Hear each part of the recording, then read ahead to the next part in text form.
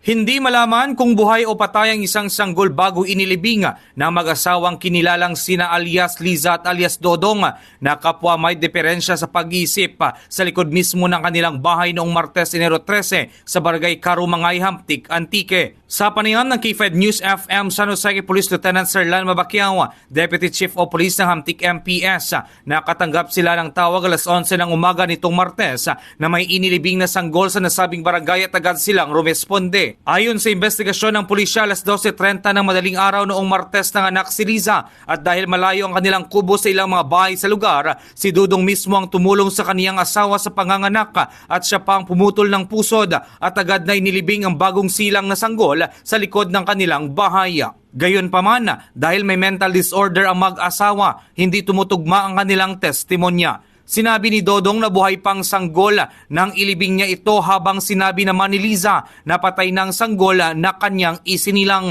Nabatid na hindi ito ang unang pagkakataon na nanganak si Liza dahil ayon sa pulisya ay pang-apat na beses na ito at mga unang anak ay pinaampon ng mag-asawa. Balita mula sa probinsya ng Antique kay K5 Jojan Kabatingan Murillo. Para sa Kampiyon na Balita, Serbisyo Publiko at Kasiyahan sa Pilipinas, ang kampiyon na istasyon K5 News FM. K5 News FM. News FM.